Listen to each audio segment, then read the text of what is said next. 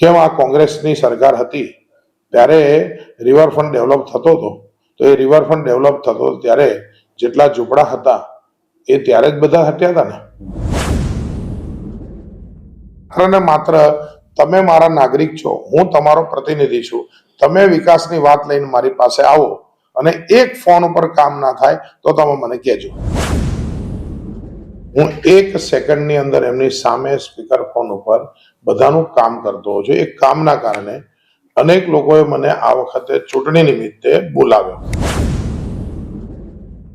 આખો એરિયા અશાંત ના બને એના માટે મેં મુદ્દો ઉઠાવ્યો અને એ મુદ્દા ઉપર હું હંમેશા કોઈ પણ પ્રકારે ચલિત થયા વગર હું મારી વાતને વળગી રહું છું. પરંતુ કોઈ એમ કે મારા ધારાસભ્ય મારા વિસ્તારની અંદર ક્યાંય પણ હેરાનગતિ કરવાનો પ્રયત્ન કર્યો, બિલાલ પાર્ક હોય, તવક્કલ નગર હોય, મેં 1.5 મહિનાની અંદર એમને ત્યાં આગળ પાણી આપ્યું અને પાણી અત્યારે ત્યાં આગળ તમને જાગૃતિ સ્કૂલ પાસે જઈને કોઈ પણ પૂછે તો એ સીધા 4000 લોકો એ સમજી ચુક્યા છે કે ના, ભારતીય જનતા પાર્ટીને અમે કામ કીધું તો અમને મળ્યું, કારણ કે સારું નહીં લાગે. પરંતુ આવીને મને કીધું કે આ મારો 6 વર્ષનો દીકરો છે, એને લીવરની અંદર તકલીફ છે ને લિવર ટ્રાન્સપ્લાન્ટ કરવાનું છે. મેં તાત્કાલિક સીએમ ફંડ અપાવી અને છેક મુંબઈની અંદર ઓપરેશન કરાવડાવ્યું. અહીંયા 100 ફૂટના રોડ ઉપર મારું કાર્યાલય છે, નામ છે સેવાલય.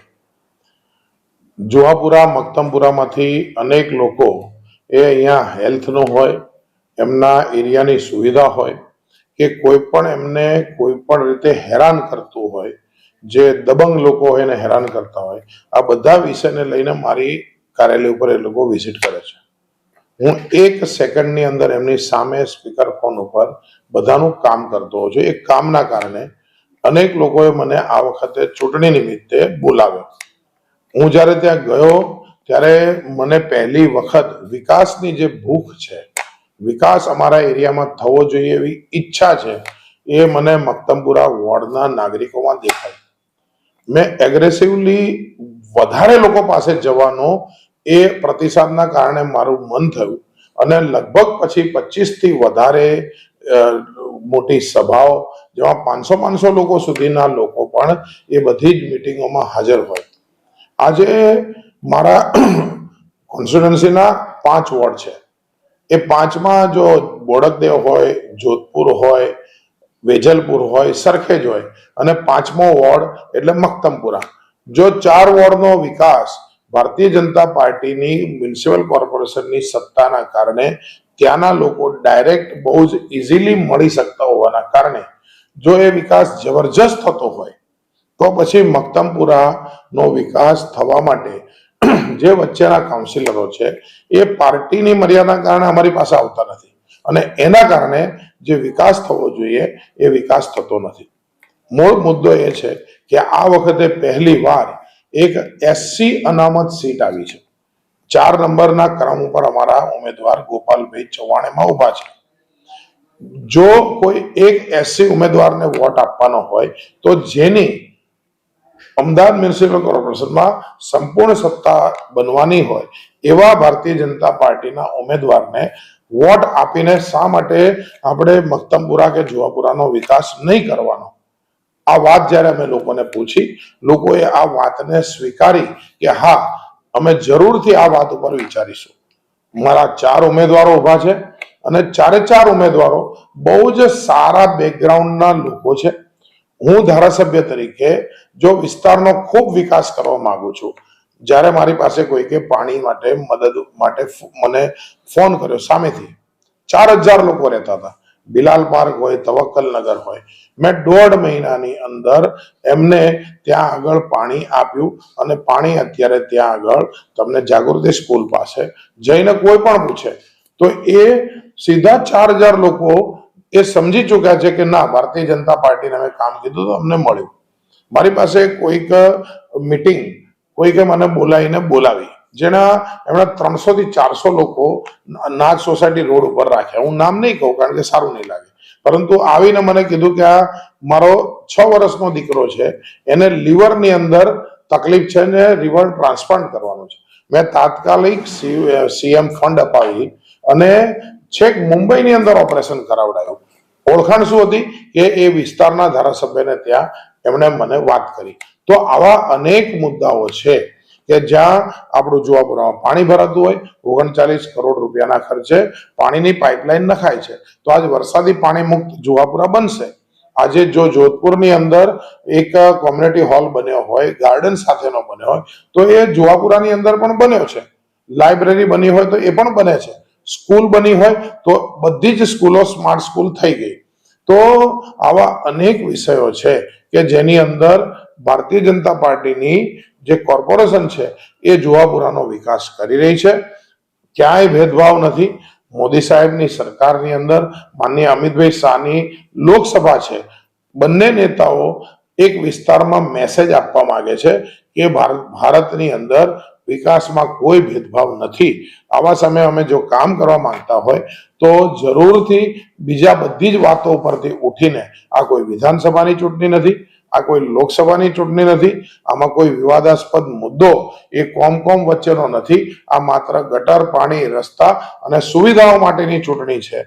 જો આ સુવિધાની ચૂંટણી હોય અને જો વિસ્તારને વિકાસ કરવો હોય તો જેની સત્તા હોય એની સાથે રહેવા માટે અનેક લોકો એ આખા વિસ્તારને સમજાઈ રહ્યા છે.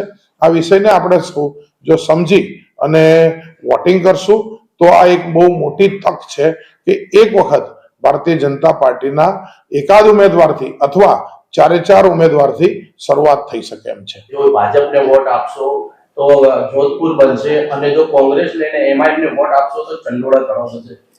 એને કેવી રીતે જોશું અત્યારે એને લઈને ઘણા લોકોના મનમાં ઘણા સવાલો ઉભા થયા છે. તમે મને કહો કે મારા નિવેદનની અંદર શબ્દનો વાંધો હોય પણ વાતમાં શું ખોટું છે? જો વિકાસ જોઈએ છે તો ટાઉન પ્લાનિંગ સ્કીમ મુજબ જ કામ થશે. ટીપી મુજબના રસ્તા બનવા જોઈએ, ટીપી મુજબના ગાર્ડન બનવા જોઈએ, ટીપી મુજબ સ્કૂલ કે કોલેજ બનવી જોઈએ, ટીપી મુજબ જ ત્યાં આગળ કોમ્યુનિટી હોલ બનવા જોઈએ, તો સ્કિલ ડેવલપમેન્ટ સેન્ટર બનવા જોઈએ.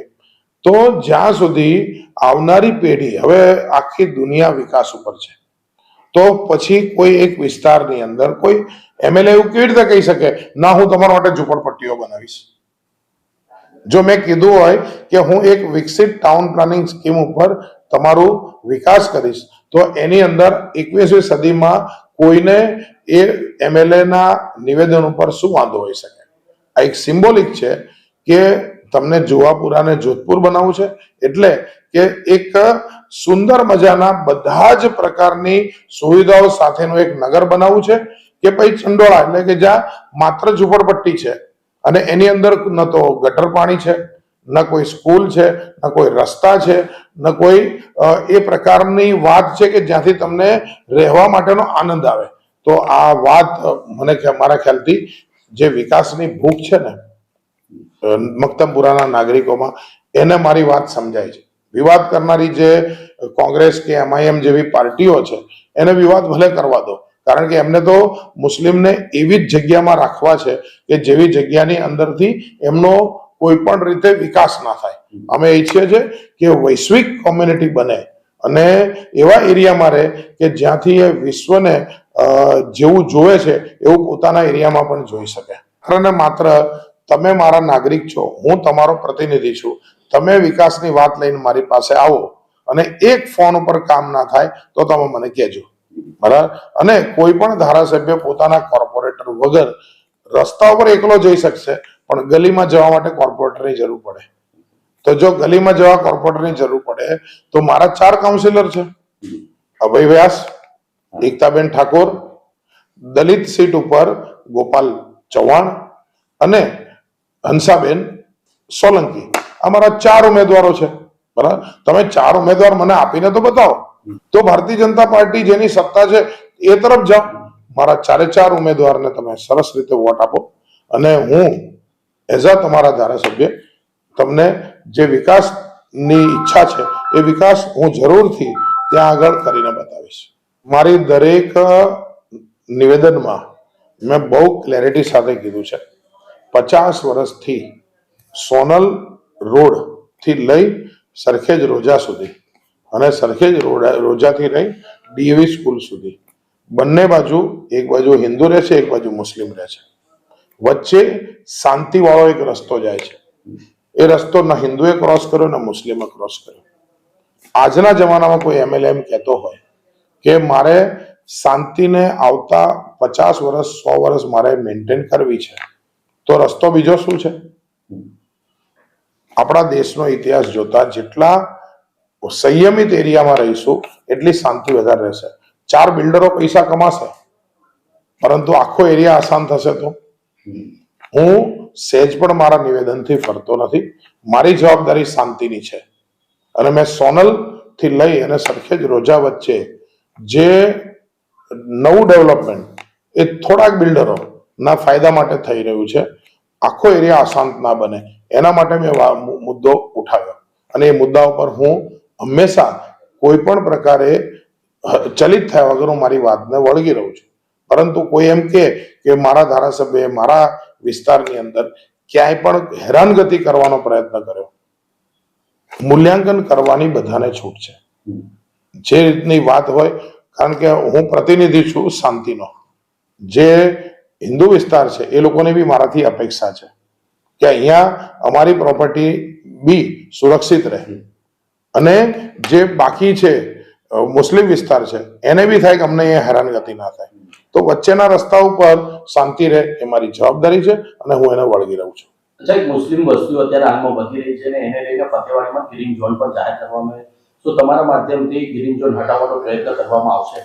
જો ભાઈ, એવું છે કે વિકાસ ક્યારે અટકવાનો નથી અને જ્યાં જેના મકાનો પ્રાઇવેટ જગ્યા ઉપર છે ત્યાં સરકાર ક્યાંય કોઈને હેરાન કરતી નથી.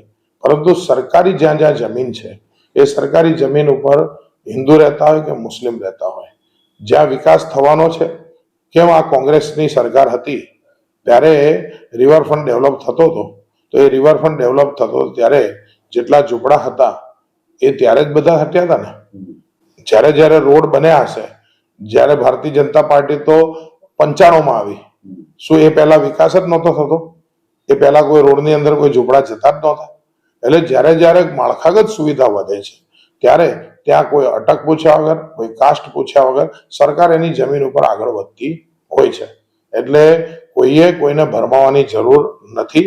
ક્યાંય પણ કોઈની પ્રાઇવેટ જમીન ઉપર સરકાર ટચ કરતી નથી, પણ સરકારની જમીન જ્યાં હોય ત્યાં સરકારી જમીન ઉપર પોતાને જરૂર પડે તેવો વિકાસ કરવા માટે એ જમીન ઉપર આગળ વધતી હોય છે.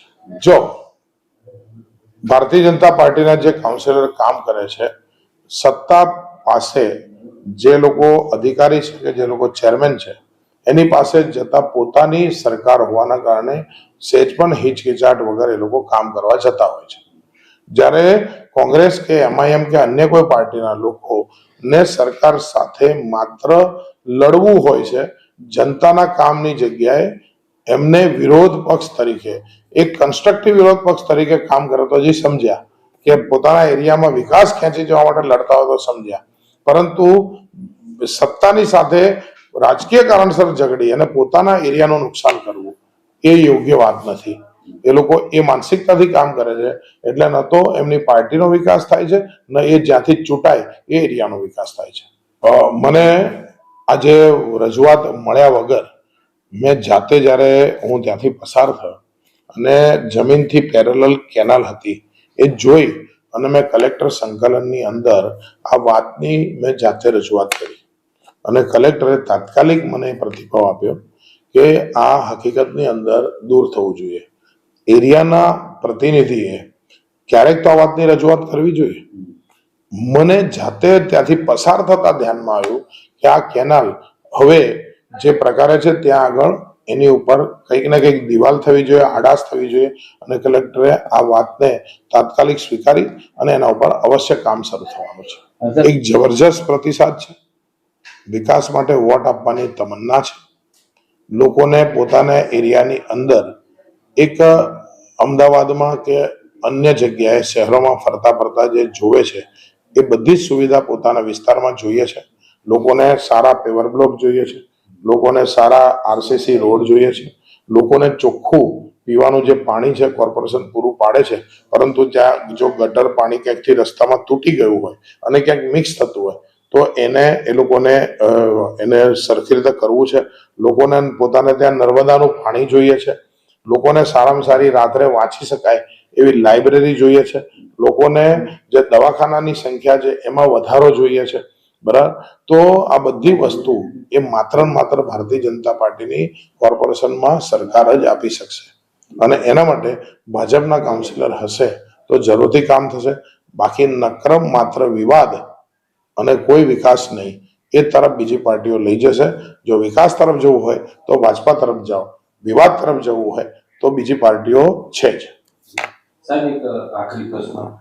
जमाना बदल गया है, नई सोच के साथ चलिए, आओ मिलकर भारत बनाएंगे. અને ગુજરાતનો સૌથી મોટો વિસ્તાર જે મક્તમપુરા લઘુમતી માટેનો હોય એના યુવાનોએ તો હવે નવી દિશામાં જ વિચારવું જોઈએ. ક્યાં સુધી આ પ્રકારની વાતો સાથે લોકોની વાતોમાં આવી અને પોતાના વિસ્તારના વિકાસથી દૂર રહીશું. હું યુવાનોને તો ખાસ કરીને વિનંતી કરું છું, જેને જે કરવું એ કરે, યુવાનો વિકસિત ભારત માટે વોટ કરે. આવો આપણે વિકસિત ભારતનું વિકસિત મક્તમપુરા બનાવીશું. Thank you.